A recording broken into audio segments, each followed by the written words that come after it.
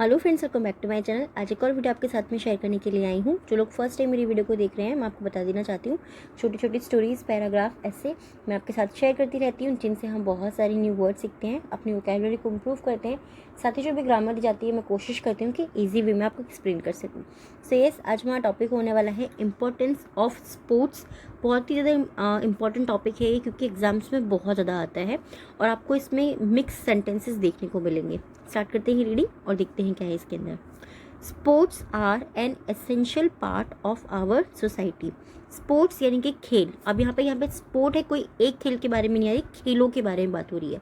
Are means an एन एसेंशियल, एक आवश्यक, पार्ट मीन्स होता है हिस्सा, of our society. Of means का के, आवर मीन्स हमारी, सोसाइटी मीन्स समाज की। तो खेल हमारे समाज का एक आवश्यक हिस्सा है। सिंपली इस तरीके से हम सेंटेंस को रीड करेंगे। प्रेजेंट का सिंपल सेंटेंस है ये। They help us in many ways and play a vital role too. They help us, वो मदद करते हैं, इन मैनी वेज, बहुत से तरीकों से वो मदद करते हैं, एंड और प्ले मीन्स होता है निभाना, ठीक है, भूमिका निभाना, अ वाइटल रोल टू, और वो एक महत्वपूर्ण भूमिका भी निभाते हैं। पीपल, लोग, who play sports from an early age can learn discipline, teamwork, leadership and many other beneficial activities. People who play sports, people यानी कि लोग, who play जो खेलते हैं, sports खेल खेलते हैं, from an early age, जो early age यानी कि कम उम्र से खेल को खेलते हैं। कैन का मतलब क्या होता है? कैन हमारा मॉडल होता है, इसका मतलब होता है सकते हैं। वो क्या सकते हैं? लर्न डिसिप्लिन, वो डिसिप्लिन सीख सकते हैं। टीम वर्क सीख सकते हैं। लीडरशिप मीन्स क्या होता है? संचालन करना या किसी चीज़ को चलाना, ठीक है, उसको सीख सकते हैं। And many other beneficial activities, और बहुत सी, बेनिफिशियल का मतलब होता है फ़ायदेमंद, एक्टिविटीज़ यानी कि गतिविधियों को वो सीख सकते हैं, ठीक है, या लाभदायक भी आप बोल सकते हो, फायदेमंद दोनों ही आप बोल सकते हो, क्योंकि बेनिफिशियल का मतलब होता है कोई भी चीज़ जो हमें फ़ायदा पहुंचाती है या लाभ देती है, एक्टिविटीज़ गतिविधियों को।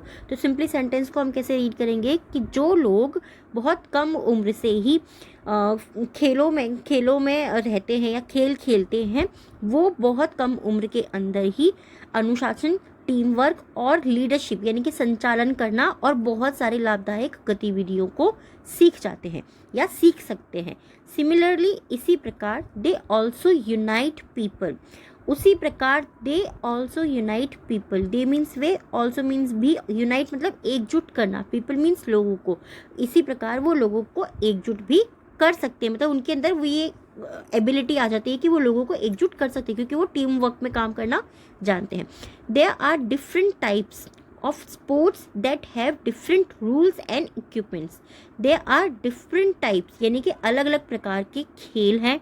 देयर हमेशा मैं आपको बताती हूँ कि एज अ डमी वर्ड भी हम यूज़ करते हैं कि अलग अलग प्रकार के खेल हैं, दैट जिनमें होता है, हैव मतलब होता है होना, डिफरेंट रूल्स एंड इक्विपमेंट्स, जिनके डिफरेंट यानी कि विभिन्न नियम, और इक्विपमेंट्स मतलब होता है उपकरण होते हैं। उपकरण क्या होते हैं? जैसे कि बैट बॉल खेल रहे हो तो बैट हो गया, बॉल हो गई, बास्केटबॉल है तो उसका रैकेट हो गया, या उसकी नेट जो है वो हो गई। तो उन सब चीज़ों को इक्विपमेंट्स बोलते हैं। जो भी उनके नियम होते हैं और उनके जो उपकरण होते हैं वो सबके विभिन्न होते हैं, अलग होते हैं। Let's look at the different types and their benefits. Let's look, आओ देखते हैं, एट डिफरेंट टाइप्स, अलग अलग विभिन्न प्रकार के, एंड देयर बेनिफिट्स, और उनके फायदों को। The different types of sports carry their own rules and regulations. Different types of sports, अलग प्रकार के जो खेल होते हैं, कैरी मतलब होता है रखना या ढोना, दोनों आप बोल सकते हैं, बट कैरी मीन्स साथ रखना भी होता है। देयर ओन रूल्स, वो अपने खुद के रूल्स एंड रेगुलेशंस, नियम यानी कि हम कहते हैं ना कि ये नियम और कानून, रूल्स मतलब भी होता है नियम और रेगुलेशंस मतलब भी होता है नियम, बट जब ये दोनों वर्ड एक साथ आते हैं कि रूल्स और रेगुलेशंस यानी कि वो अपने खुद के नियम कानून रखते हैं। सिमिलरली, उसी प्रकार, they have their own equipments, उनके खुद के अपने इक्विपमेंट्स उपकरण होते हैं, that is equally important as the rules. That is equally, वो उतने ही, इक्वली यानी कि आप यहाँ पे समान रूप से भी बोल सकते हैं, या फिर वो उतने ही महत्वपूर्ण होते हैं जितने की रूल्स, या फिर ऐसे कि सिंपली कि वो उतने ही समान रूप से महत्वपूर्ण होते हैं जितने उनके नियम या रूल्स। सिंपली दोनों तरीके से आप इसको बोल सकते हैं। There are different categories like ball and bat sports.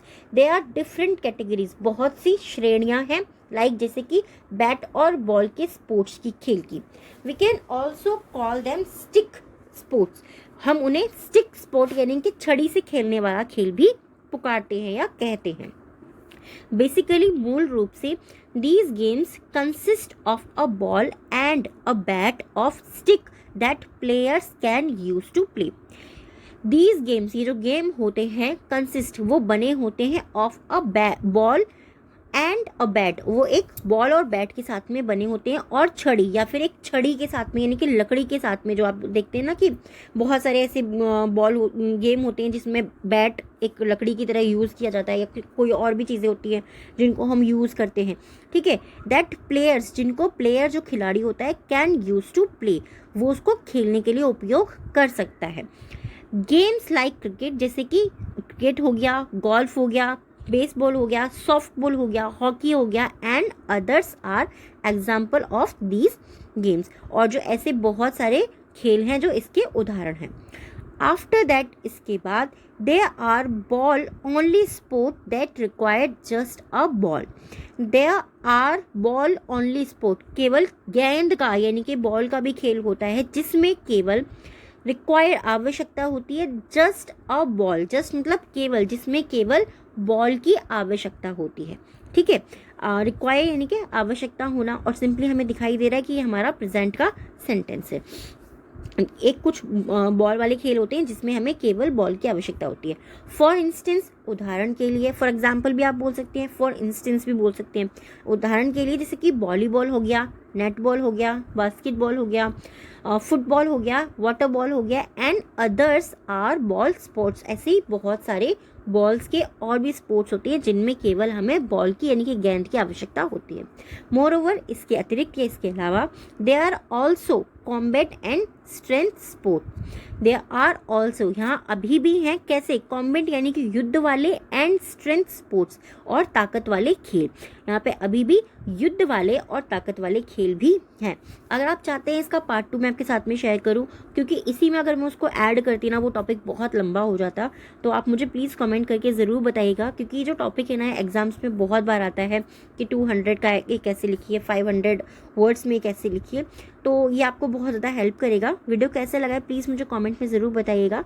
आज के 3 वर्ड्स हैं जिनसे आपको सेंटेंस बनाना है, कमेंट बॉक्स के अंदर लिखना है। प्रैक्टिस ज़रूर कीजिएगा, क्योंकि जब आप प्रैक्टिस करोगे तब आप धीरे धीरे सीख भी पाओगे। आज के 3 वर्ड्स में से फर्स्ट वर्ड है हमारा एसेंशियल। एसेंशियल मीन्स होता है आवश्यक या फिर ज़रूरी, दोनों आप बोल सकते हो। आपको अपने अकॉर्डिंग देखना है कि आप कौन सा वर्ड बहुत ज़्यादा बोलचाल में यूज़ करते हैं। नेक्स्ट है कैटेगरीज, यानी कि श्रेणियाँ, अलग अलग विभाग में किसी चीज़ को बांटा हुआ है, कैटेगरीज में बांटा हुआ है, ठीक है। थर्ड है बेसिकली, यानी कि मूल रूप से। इन तीनों ही वर्ड से आपको सेंटेंस बनाना है, कमेंट बॉक्स के अंदर लिखना है। आप कोई भी सेंटेंस बना सकते हैं, मिस्टेक भी होती है तो कोई दिक्कत नहीं है, आप उसको करेक्ट बाद में हो जाएगा वो धीरे धीरे प्रैक्टिस के साथ में।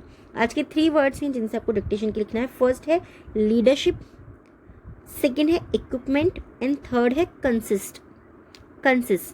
First leadership, equipment and consist, ये तीनों वर्ड डिक्टेशन के हैं। अगर आप चाहो, अगर आपको पता है, याद है आपको, तो आप इसका हिंदी मीनिंग भी कमेंट बॉक्स के अंदर लिख सकते हैं। Thanks for watching.